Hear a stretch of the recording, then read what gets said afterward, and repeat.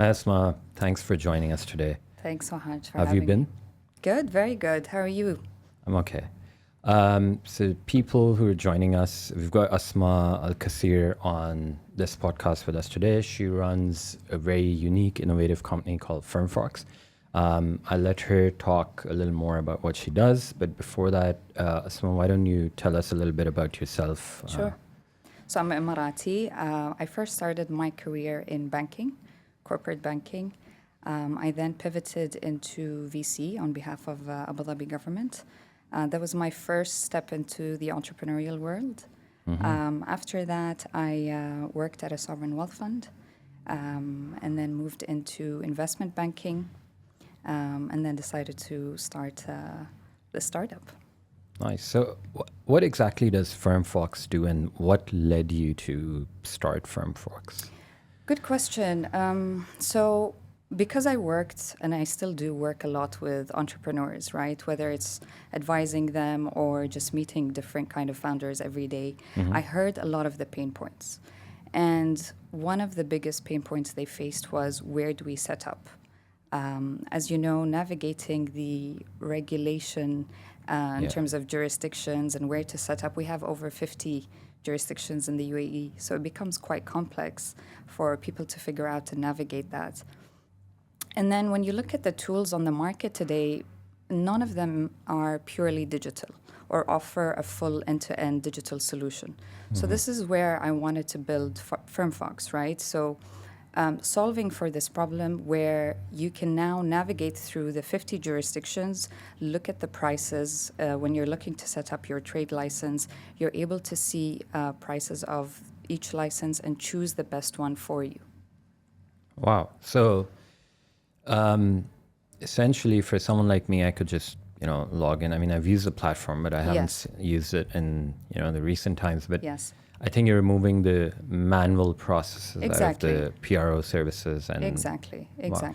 So you're able to not just set up your trade license, but we also have a bunch of other services that we realize entrepreneurs need. So opening a corporate bank account, registering for VAT and corporate tax, health insurance packages, and a bunch of other services.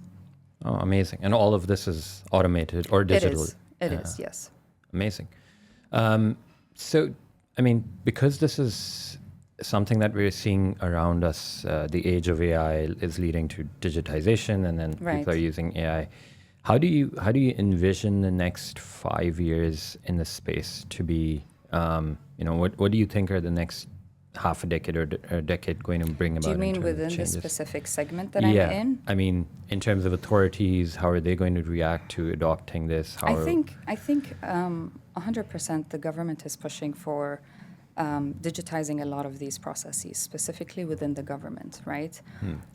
We've seen it with Smart Dubai, we've seen it with so many different initiatives. So there is a demand and a need for us to kind of push a lot of the mundane paper-related work, tasks to digital front. So I think we're going to see much more adoption in that space. Now, what practices, whether it's AI agents, AI call centers, digitizing similarly to what FirmFox is doing in terms of, just getting your documents ready or your trade license, I think we're going to see definitely more initiatives come out in that space.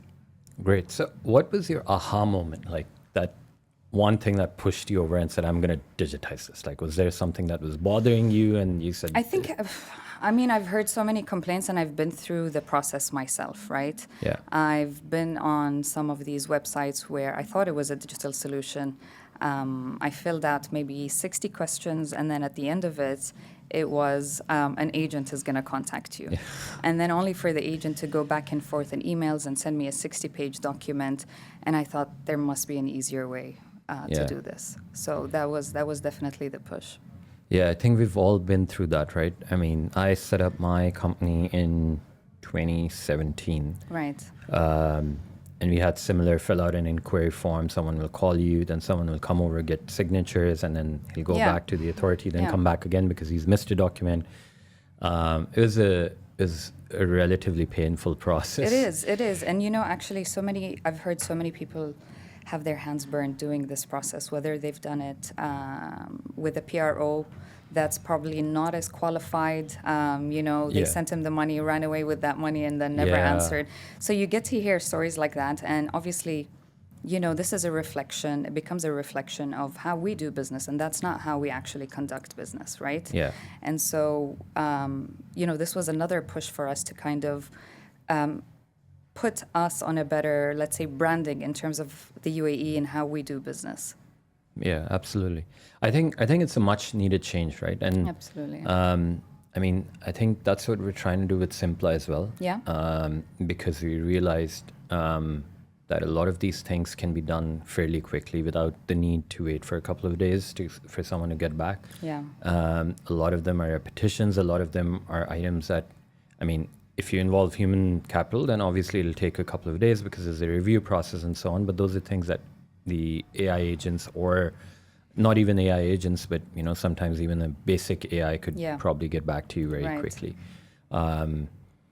So in terms of regulation, where do you think the UAE stands when it comes to AI? Because everyone around me seems to be, on this bandwagon. And I know UAE is one of the first countries in the world to have an AI minister, to have a regulation that comes up.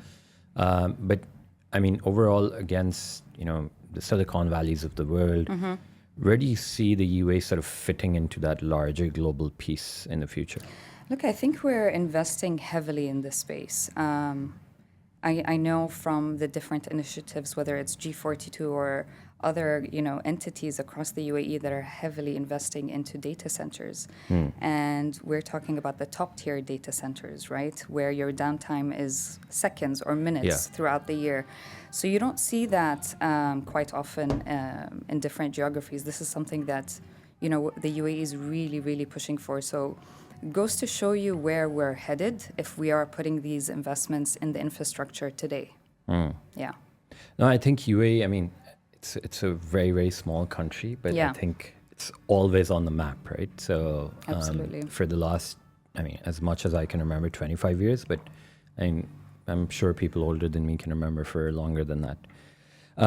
So let's talk about your journey so far, right? So,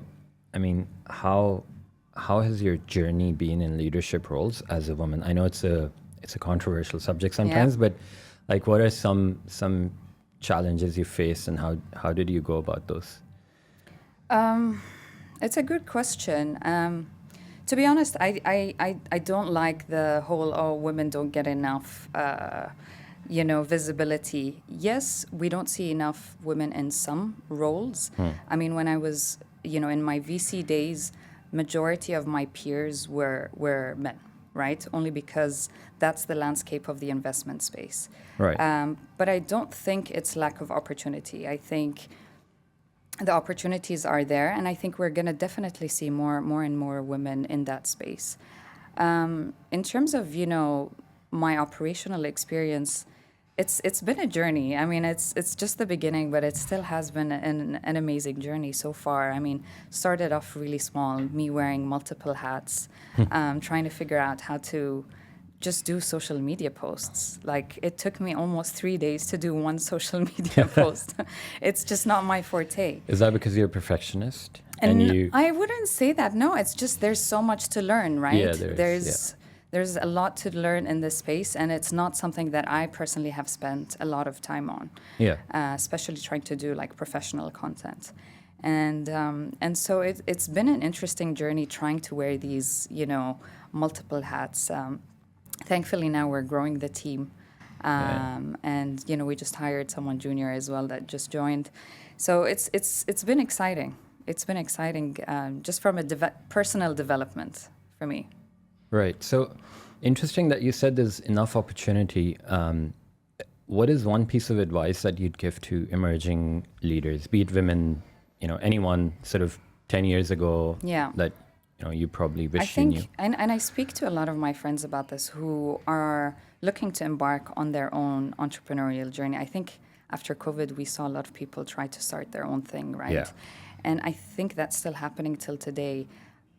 My advice is don't wait for the right time, right? I think we all think there's going to be the right moment in your career where you can, everything's going to align perfectly. It's going to be the perfect time, and you can just start. Everything in your environment is going to be allowing for that.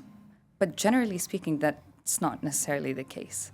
It's a lot about figuring it out along the way. Yeah. It's not, there's no specific cookie cutter approach on how to start your business and how that journey is going to look like. So I think it's just going with it, just starting take the somewhere, leap. right? Yeah. Even if you fail fast, you move on, you try something else. But as long as you start and then just figure it out along the way, I think that's my advice. Interesting. I think we're very used to the comforts that we've built around us. Exactly. Right? So you're like, I've got a decent job, why quit and do True. it? And when you do things in parallel, Yeah. either both of them or definitely one of them is bound to fail, right? Yes. So you either fail at your business plan or you fail at your job. Yes. But one of them is bound to happen because you're not 100% invested into it. Okay. So because you've also got a lot of banking experience and you still serve, consulting with several banks, how do you think AI is going to disrupt the banking industry without, a lot of details, but just on a surface level as a consumer, what changes can I see? I think just in general, when it comes to tech and banking, there's a hate-love relationship, right? Oh, yeah. So you'll see a lot of fintechs come up with something, and banks are, always staring at the fintechs, trying to see, is this going to be in my space, and is this going to be a threat to me in the future? What we're seeing now with banks is they're more on the lookout of actually, let's befriend these fintechs, let's understand what they're doing, and potentially acquire them, because I think these two are going to go hand in hand, right? Right. There's no doubt that we know that technology is the future. Yeah. And obviously banking is not going to go anywhere, right? Yeah. But it's an inevitable thing to happen where fintech will, either get acquired or somehow adopted within the banking system. Now, for AI, I think we looked at a few things, and I've seen a few companies come around, whether it's with KYC, right? An automated KYC with perhaps a checker towards the end. Yeah. We've seen AI when it comes to, as an example, I'm trying to remember the Emirati startup. I think it's Loon Technologies. Yes. Loon Technologies, I think they've added a layer of AI in terms of the company, in the statements, in the bank statements. Yeah, I think that's Loon. Yeah. Right? It's there for, I think, personal bank accounts, but not for corporates yet, if I'm not mistaken. Not for corporates. Yeah. But that's another example of Yeah. how, AI adoption is within the banking industry. Yeah. I think we're going to see probably also on the credit side of things. So managing risk in terms of the portfolio or the risk assessment of a specific client or deal.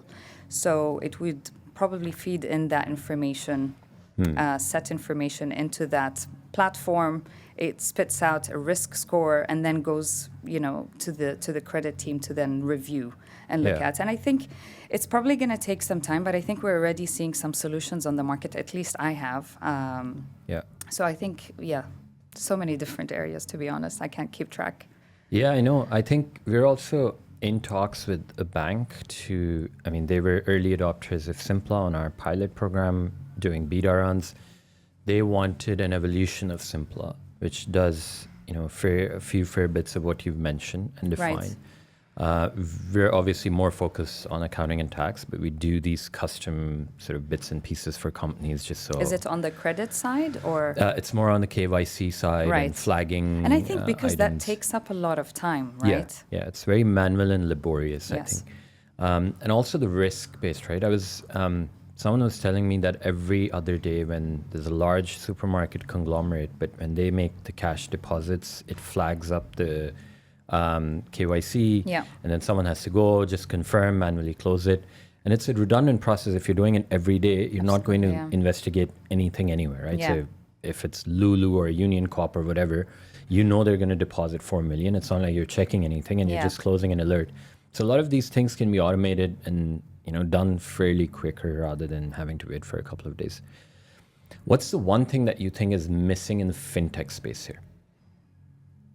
or something that you may have seen outside, or something that you hope or just wish like this should have been easier? I think more digital adoption. I'm speaking from experience just because last week this happened to me. I went to the bank. I tried to cancel a service request.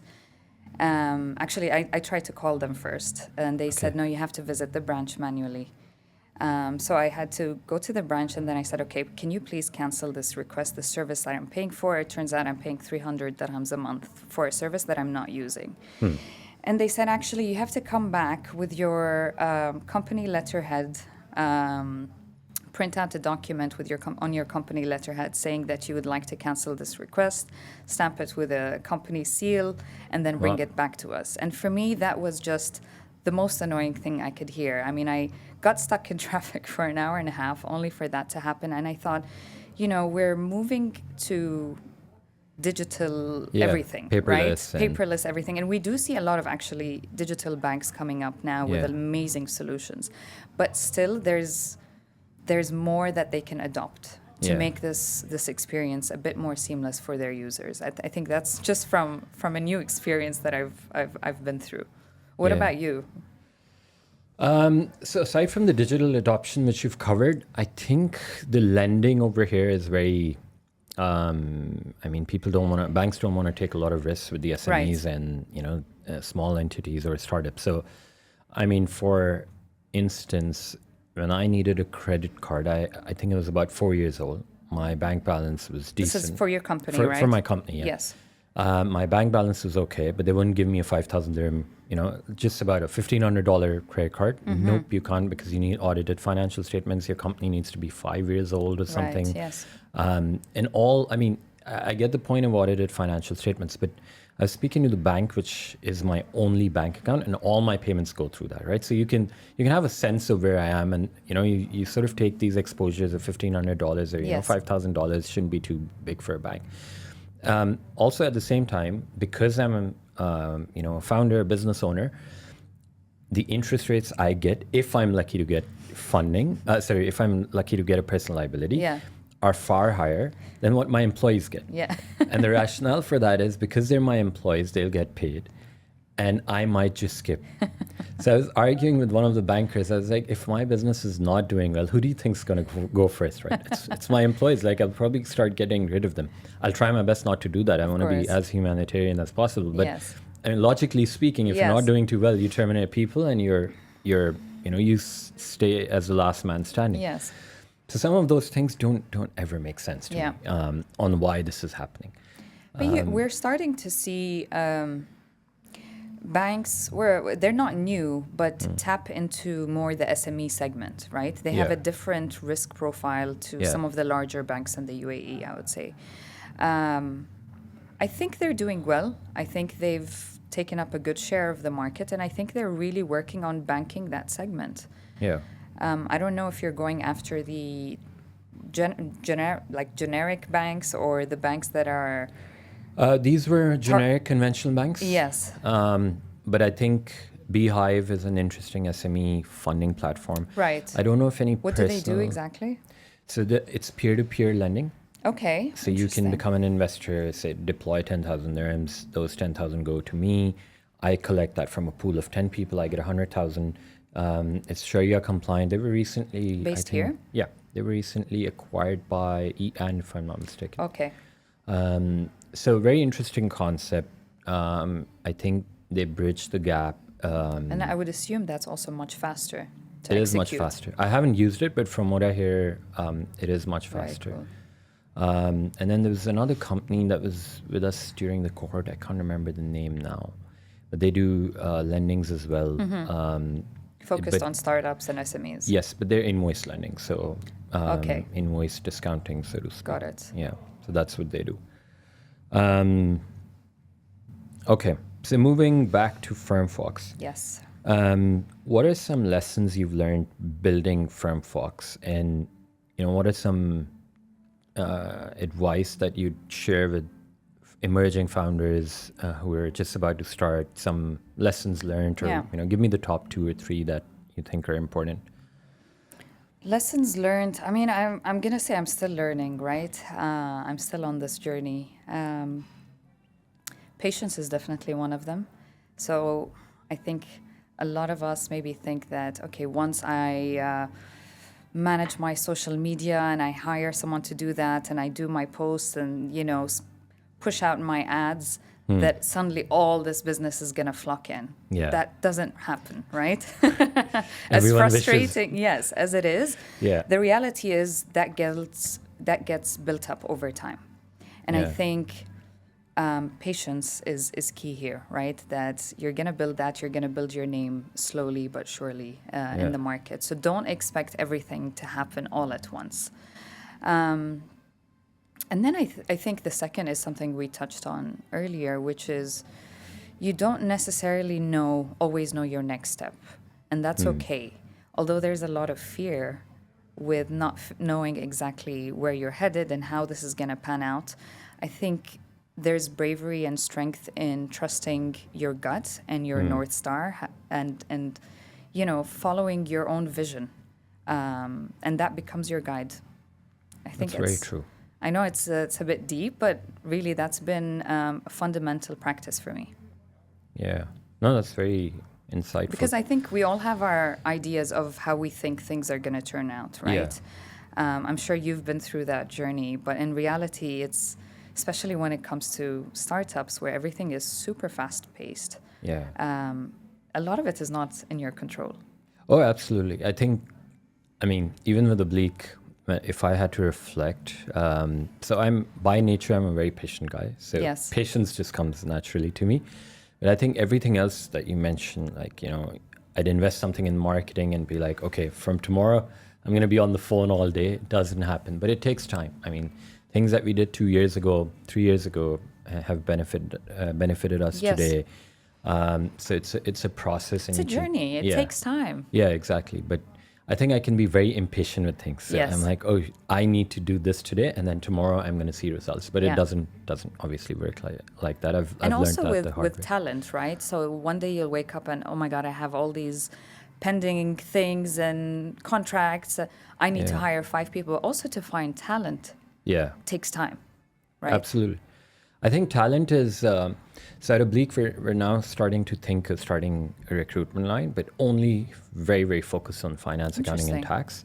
tax, because that seems to be something that a lot of these big firms get wrong. We have that industry, insights on what people want. We Yeah. know the candidates, and because we know the subjects pretty well, we can also sort of gauge whether this candidate fits into that position well or not. But I mean, I'm still sort of contemplating whether I should do that or not. But in terms of talent, we see a lot of companies now moving towards either the AI agent model, which is a little relatively new, but a lot of companies have seemed to be offshoring it to either India, Pakistan, Bangladesh, Philippines. What kind of talent are you talking Egypt. about specifically? So I think a little more junior. Yeah. So like say the developers or your marketing or your sales call agents, call center agents, and so on. True.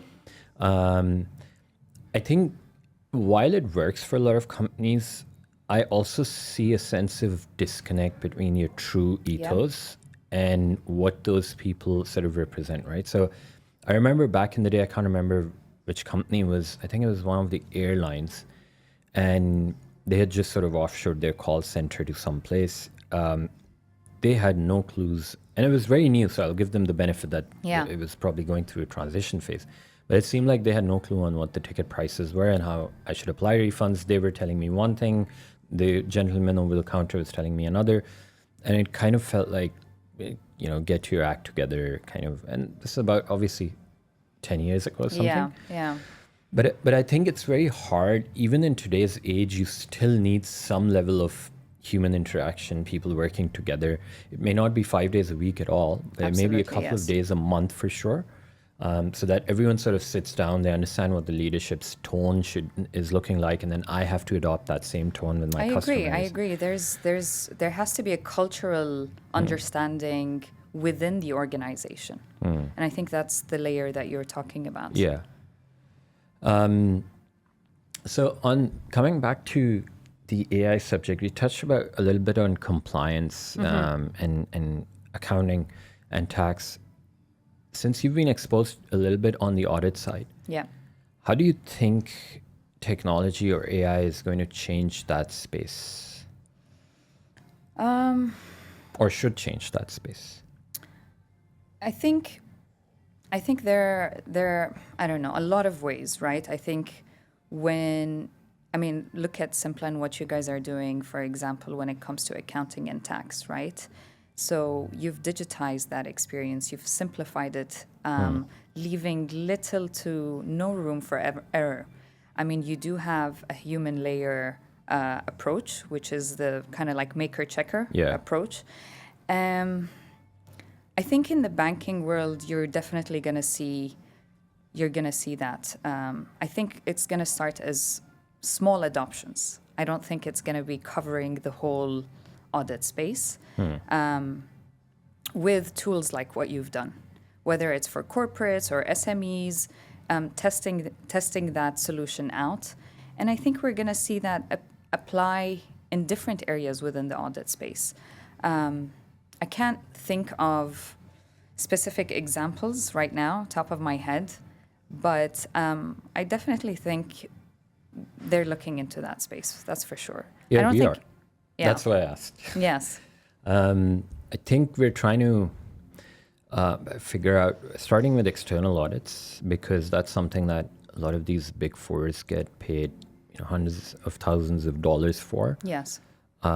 Which I'm sure is well earned, but a lot of that part is something that can be automated, in my view. And sure, you've got some level of accuracy concerns, but I mean, if you look at Big Four's history with the NMCs and the Abraj and the Wirecard and so on, that just tells us that there is always room for error. Absolutely. Anyway. Yes. So if you accept that risk and you try and put mitigations around it, you can build, softwares and tools that focus on each. So one agent for revenue, one agent for, say, payroll, one agent for COGS and so on. That does And that really can well. go hand in hand, as you mentioned, with the Big Four, because Yeah. what we'll see is these companies are not going to go anywhere, right? Yeah. If you're looking at banks, especially publicly listed banks, they are going to want to deal with the Big Four. Absolutely. But that does not mean that those guys cannot adopt technology Yeah. just as much. Yeah. But I think they may not go anywhere, but I think they'll pivot.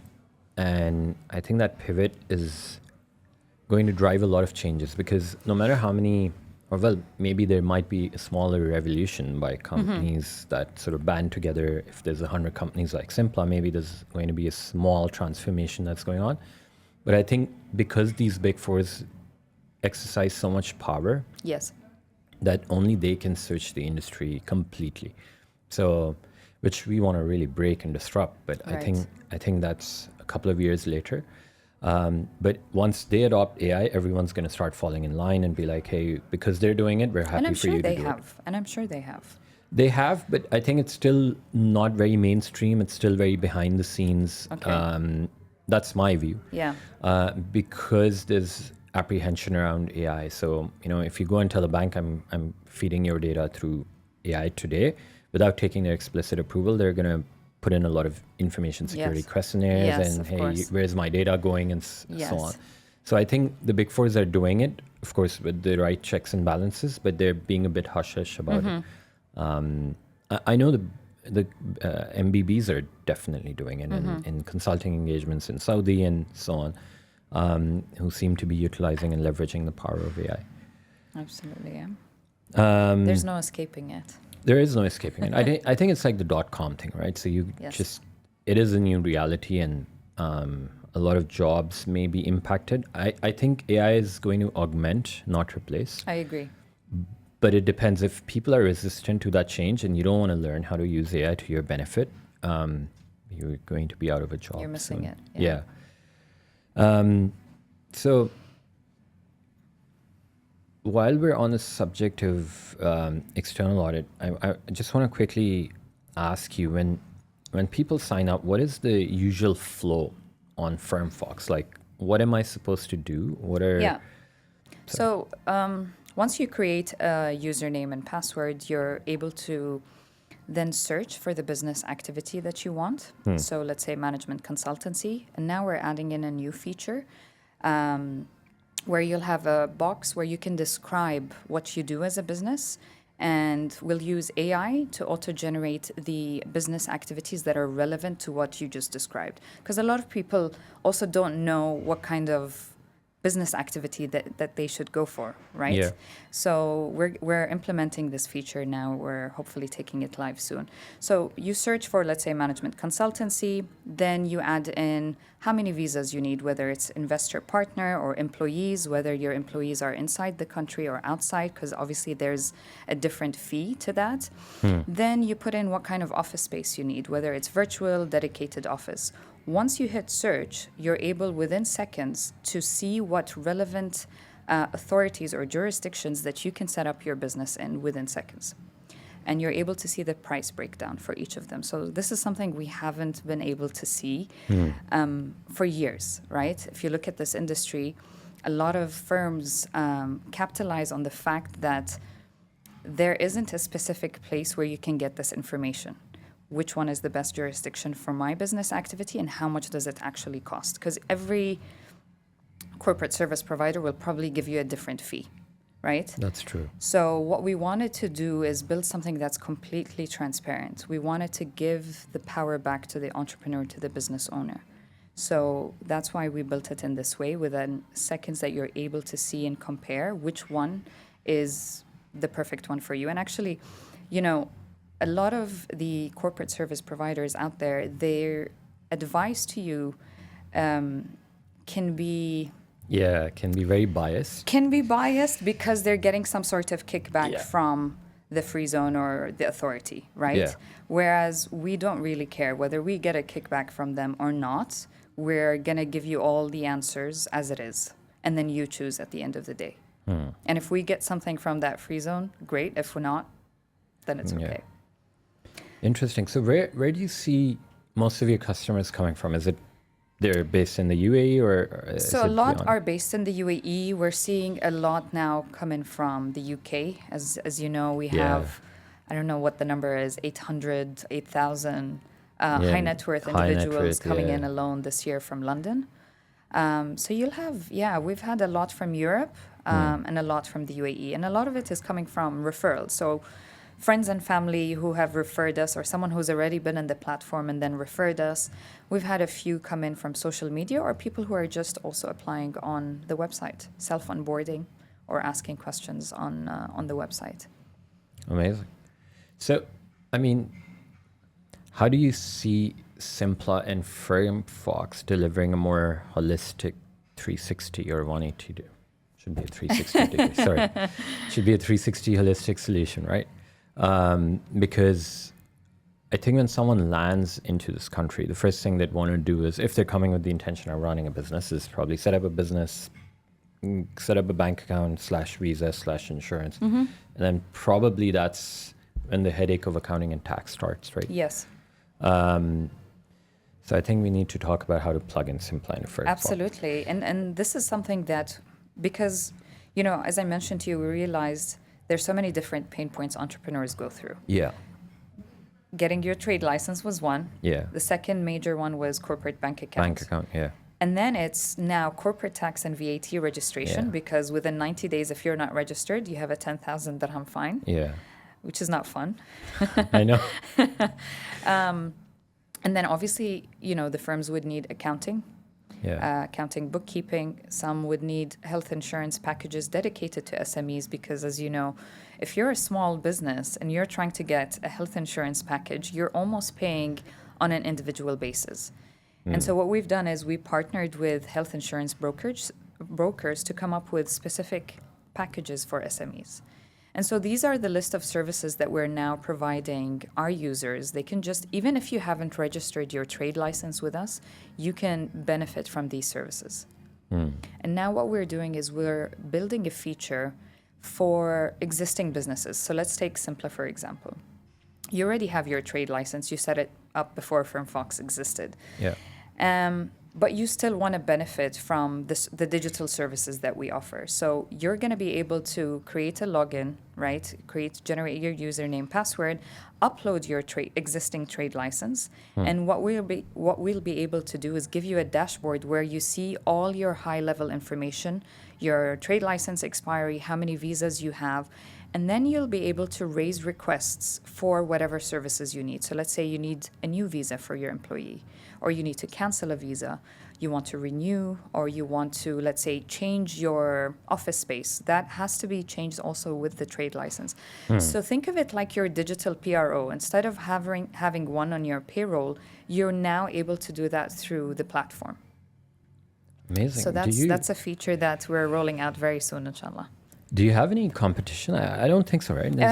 I mean, you'll have obviously the PROs who are on the ground. Oh yeah, I meant and the in corporate terms of, service providers, but digitally speaking, no, we don't have I've any. never heard of anyone doing this entirely digitally, right? No, I mean, you'll also have the government platforms that are very specific to Dubai or Dubai mainland or Abu Dhabi mainland, like the TEM application is doing great things. DED has done some things as well online completely, but specifically to mainland. There isn't a platform for the UAE across the board, free zones and mainland, that offers this service. Interesting. Yeah, I think at the time when I was registering, we didn't have someone who would give us that breadth of advice. So the first, Oblique was set up in Shams. And I'm not saying it was a bad decision, but it's just like someone pushing us to get into Shams. Right. And hey, this is the cheapest, this is this, You that. felt it was a biased opinion? I did, honestly, but also I think at the time, I was in a rush. So I wanted to get things started ASAP. We had a couple of contracts that we wanted to sign, and we couldn't sign without a trade license. And B, also, it was one of the more economical free zones, at least at that point. I'm sure it is now as well, but at that point, it was one of the more economic. So I was like, if I want to try, I don't want to spend 40, 50 grand. Or, Yes. I mean, at the time, mainland licenses were more expensive. They required a sponsor and so on. So I was like, this seems to be the way to go about it. But it did look like nobody told me like, hey, you set up in Abu Dhabi, pros and cons, Dubai pros and cons, free zone pros and cons. It was just like, hey, go to Shams. Yeah. And just go to Shams. For every answer, Shams. So, exactly, yeah. So it looked like they were getting a lot of benefit out of it. So actually, we've also solved for this issue on FirmFox. What we integrated is a Fox chat, which is an AI chatbot. We fed it information on the different jurisdictions that we have on our platform, both free zones and mainland. And what it's able to tell you is the pros and cons of each of them, and also helps you navigate throughout your application. So assume you're on step 2 where you're choosing your business activity. You want to know whether it's a requirement to have a UAE national, like you mentioned, a sponsor for your business activity. You would then open the Fox chat, ask it, hey, do I need XYZ for this business activity? Okay, if you're suggesting this free zone, what is the comparison between, let's say, Shams and Meydan? Give me a comparison. And it's able to guide you and give you information based on those questions. So Amazing. that's, But obviously we do have a team that can also guide you. So some people are coming in from outside the country and really want assistance navigating how to do this, how to do the whole setup. I need someone to speak to, and then maybe I'll go through the portal myself. So we still have a team because, as you mentioned, that is also very important to have the human touch. Yeah. I think the augmentation part is very important, right? Yes. We're at the bridge right now. I don't think we're completely at that point where you can rely on AI. So a human sort of hand-holding always helps. But I think it just makes the whole process faster. Yeah, but it is more expensive. Just to let you know, if someone is to set up with us completely through the team and have the team guide them, the team charges more than you going to the portal and doing it yourself online. I think that's fair, right? Yeah. Because, I mean, if I can't manage the whole process alone on my own, I'm paying for someone's time. So I think that's fine. We do that. We do something similar at Simpla. So you have one sign-off credit, which means someone is going to review one piece of advice for subscription. I mean, the subscription offering varies. But once you've breached that, then you have to pay additional to get that sign-off. Yeah. Interesting. So next time I'm going to use FirmFox. I keep forgetting, but I have to switch. You have to remind me. We'll get you on board. Yeah, I think you mentioned that this update is coming soon where Yes. I can move the company. But yeah, I should definitely do that.